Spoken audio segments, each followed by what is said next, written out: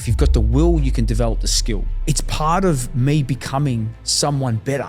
Listening to what he said every single day allowed me to approach sales calls with this particular mindset. But what have you seen that top sales teams do differently from those who perhaps don't perform as well?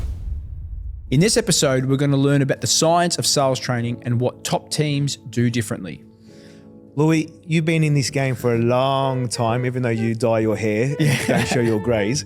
But you actually coached me, but we'll save that for another story. That was hard, we might intertwine that here. But what have you seen that top sales teams do differently from those who perhaps don't perform as well? You know, I love this topic, and I think there's something. I had someone coach me. I've had a few coaches in my career, and there was one individual that had a profound impact on my career, Dave. His name's Craig Holmes, right? He was the GM at iSelect and an absolute weapon when it came to consumer selling. And he used to say to me, if you've got the will, you can develop the skill, right? And one of the things that I see from, if you think about the science of sales training, doesn't actually, not just training, but learning in general, is individuals need to have a hunger to do the same thing repetitive. They've got to have that repetition, yeah? And not just repeat over and over on autopilot, but going through a process of doing something, reflecting, adjusting, doing it again, but having that mindset of, I'm trying to learn, right? Repetition is the mother of all skill, yeah? So that repetition piece, if I look at the top performers that I've had the privilege of coaching across, some of the biggest organizations around the world, and even the people that we've interviewed on the podcast over the years, Ali Redder, broke the world record of selling the most cars, 1,700 or 1,800 new cars in 1 year. He really did speak about the learning aspect of continuing that learning aspect and being open to learning all the time. It wasn't an event. So again, that's probably a key thing. Some people look at sales training as, I've got to go sales training. I go to the event, I'm done, I put the book away. That's the opportunity, right? Like sales training should be every day. Yeah, we're big on this, right? So obviously the art and science of things, but neuroscience shows that repetition and reinforcement are the key behaviors that change. It's not just a one-off event, right? Because we know just on that, and we know that, what is it? The studies show there's a forgetting curve, 2 to 10% retention after 30 days if there's no reinforcement. And I remember the day, or I remember the year that I won one of my biggest deals ever, and I don't attribute that to the skills to the sales process that I execute. I attribute that to the same. I listen to the same. This is showing my age. CD every day. Paul J. Meyer, 50-minute recording. I listen to it literally every single day. Right? Paul J. Meyer was the founder of Success Motivation International out of Texas. Incredible, like probably one of the forefathers of personal development with Earl Nightingale and Jim Rohn and the likes. And listening to what he said every single day allowed me to approach sales calls with this particular mindset, which it was the energy, the positivity was oozing out of me, Dave. And again, if I look at the moments in my career where I've hit really incredible milestones, it's because of the fact that I've really embodied the learning aspect, right? And that spaced repetition. Yeah, I love that. What do you think is the psychology behind high-performing sales teams and why they thrive in high-pressure environments? So I'll give you an example. This is a real-life example. I was coaching a finance business, right? 110 reps. And I'll never forget this. So I started, the executive director said, right, this is what they had, such a discrepancy in their team. Their number one performer, who was number 1, 2 every month, was converting at 55%, right? Incredibly high. Their low performer was 5 to 7%. And there was a kind of a big bunch of their team that were sitting at that sort of 5 to 10. Now, day one, the number one performer, as soon as I started on the floor and they announced there was a coach, that individual came and found me. She came and found me and said, I heard you're a new sales coach. When can you sit with me? This is the number one performer. Like, would she reach out to you on LinkedIn? No, she came. I was on the floor and she literally came and found me. Massive floor, right? And she's like, I heard when am I getting my turn? This is the number one performer. She had every reason to say, I don't need this, right? Smashing her target, earning incredible commission. She had every reason to say, I'm good. Then when I finally got through to the mid, like those bottom performers, the first thing they said to me was, mate, I've been here for 7 years. Why do I need to do this? You know what? Just when you saying that, I'm just getting a flashback from one of our sales calls that I've taken. And they were like, I love this, we need this, but it's going to be a struggle to get some of our seasoned salespeople over the line. I'm like, what do you mean? I'm like, but if they're not, if they're not performing, wouldn't they see this as something that would be great for them to improve on? They're like, no, they're stuck in their ways. You've come across this a lot. All the time. Can you share this mindset here? Why are they like this? Because they've come to a point where their mindsets become fixed.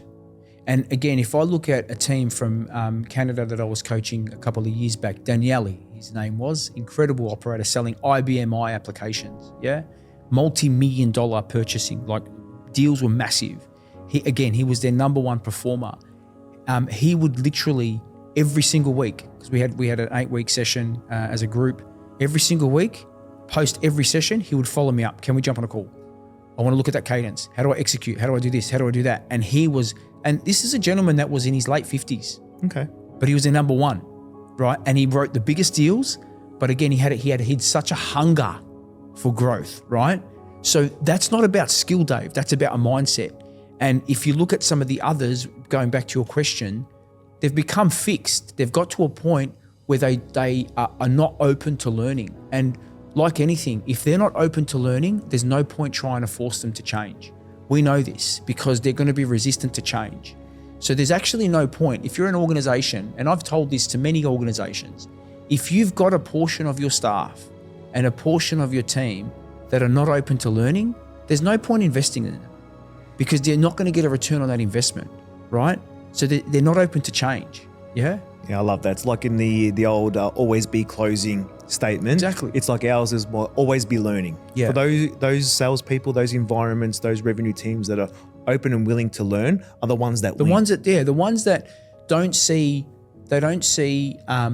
training, and probably training is the wrong term in some cases because training can create a negative association. Look, just to riff off that, training versus coaching, same different. Well, training saying I'm potentially doing something wrong. That's why I like the term development because we're all developing. But look, it's probably semantics at the end of the day. But again, if you look at, there's a gentleman at Stripe, we won't name his name, but incredible operator, right? He was the SDR, and as an SDR, he reached out to me. He said, I want to pay for coaching personally. We were doing the coaching their SDRs. And I'm like, well, why? You're getting training from your organization. He goes, no, because I want to become an AE and I want to become the number one AE in APAC. And he paid for it himself. And he's a weapon. And he did. He went from SDR to AEs, and he's the leader from Singapore said to me, I wish my whole team was like that, right? But again, because they don't see learning or they don't see training as a tick of the box I have to do. It's part of me becoming someone better. And, one of the things that Justin Walsh says, which I love, you're not competing with anybody else but the person you were yesterday. Yeah? The only way I can improve from yesterday to today is by taking some form of action in a positive way. It's a positive motion. And why I love selling, because selling allows us, we continue to make mistakes, we continue to do certain things that work one day, they don't the next, and then it allows you the opportunity to go back, reflect, and go, you know what, I could do this differently, I could do that, and every single day we're growing, right? And if I go back to my early days, Dave, I started selling products, won't go too early, but if I look at when I started selling in corporate, average deal size 10, 30, 40, 50 grand, I was like, you know what, this is great, but I got to a point where I was selling them quite frequently. I wasn't challenging. So I set an objective. I want to do 250. Then I set an objective. I want to do 500 and then $1 million. And then the possibilities was limitless. And then I sold a 10 mil deal. Then I sold a 20 mil deal. Like, it was awesome. But that's because I approached it in a way I want to learn. And I've spoken to you about this. When I won the News Corp opportunity, I bought the book Strategic Selling from Miller Hyman, right? Because I wasn't getting access to much learning in the organization I was at. And I bought that book, when I say access to sales, and I just used that book as my blueprint. And I still got that same book. And if you open it, it's got highlights. Like, I loved it. It actually changed the way that I approached enterprise selling. Yeah. I love that. Look, it's something that can be a little bit contentious. Can you give me your thoughts on virtual, in-person, and hybrid sales, training, coaching, development, call it what you like? It's interesting, right? Because as a facilitator, Yeah. I've facilitated hundreds of sessions online, and I've facilitated many sessions face to face. I think if you are an individual that really embraces learning, you'll get an outcome from both. However, I must admit, face to face for me is so much better because you've got energy. You've also got people around you. And this is the other thing that I think there's a lot of chat about why should employees go back to the office? It's worked for a number of years. But I can tell you, Dave, I learned a lot of my skills in selling, not through sessions, but listening to others talk. Like I loved being in that environment where there was, 5, 6, 10, 20 sellers on the phone. You're hearing how they handle objections. You're hearing how they do elevator. Like it was awesome. Like I'd be like, this is sick. I love the way that he's saying X. I'm going to do that. I stole most of the stuff that I learned in my scripts from other people, right? The way they said it, how they would get up and their energy when they're on calls, right? So for me, if I translate that into training or into events, that's why face to face, I think you can't replicate it because you've got individuals' energy, you're hearing how people are receiving it. Like it is awesome. That's why I go to events every single year as a participant, right? I spend so much money going to events myself because I want that learning. Yeah. And how do you find now, coaching and training in a virtual environment that we do day to day? Look, I think obviously with what we're doing, Dave, it's a little bit differently, right? Because we are using the virtual elements, but it should never be the only part of your learning journey. Mm-hmm. So what we do, for example, should form part of multiple things that individuals do. We're doing it ourselves, Dave. Yeah, not the only thing. It's not the only thing. Yeah. Right. And again, this is coming back to that learning mindset. If we've got that learning mindset, we're going to try to find multiple ways. And this is, again, what I love. We have so much we can control in 2025. We didn't have, and I'm showing my age here, when I started selling, I was on in a call center at 17 years old. We didn't have access to YouTube, podcasts. Like we literally had to order books and wait for them to come or go to the bookshop. There wasn't a lot of selection of sales books. You instantly can go on YouTube and look for a video on the anatomy of a cold call, right? You literally can go on LinkedIn. You've got some of the best sellers, like Morgan, Jen Allen, Leslie, like I can reel them off. They are giving you tips, golden tips on how to sell every day. Like you can take that, engage with it, and you'll improve. Like we have so much content available to us. Yeah. What's the first step in fixing a sales team that's forgotten how to learn? I think, if they've forgotten how to learn and you want them to start to really embrace a learning mindset, you've actually got to go back to basics and you've got to go back to the core. So if you think about before someone can take action to change, you've got to prepare them for that change to occur. And in order for them to really think about changing, you've got to ask them some self-reflection questions so they can have an aha moment by asking them, is current state delivering what they want? Now, if current state is, Dave, if they're exceeding performance, one would argue they can still have learning, but like something's obviously working well. Again, there's still a self-reflection piece because you can ask the question, well, if things are working well, what would be the areas we'd love to improve on? Get them to talk about that and then ask them how we're going to make this change occur. If things aren't performing well, and we know this, 70% of salespeople aren't hitting their target. A lot of people are missing their number. 2025, if you look at some of the economic data and you look at some of the trends, could be very difficult for many salespeople, right? So the fact is, the majority of teams aren't hitting their number. So that itself is a way, if you are in a business that has a team that's not performing and learning hasn't been on the agenda, ask the question of the team. What's working well? Start with a positive. What do we need to do differently? Because that what do we need to do differently will identify things that they can learn. Then, by them identifying it, not you telling them. This is the other thing. We can't tell them what should you do differently.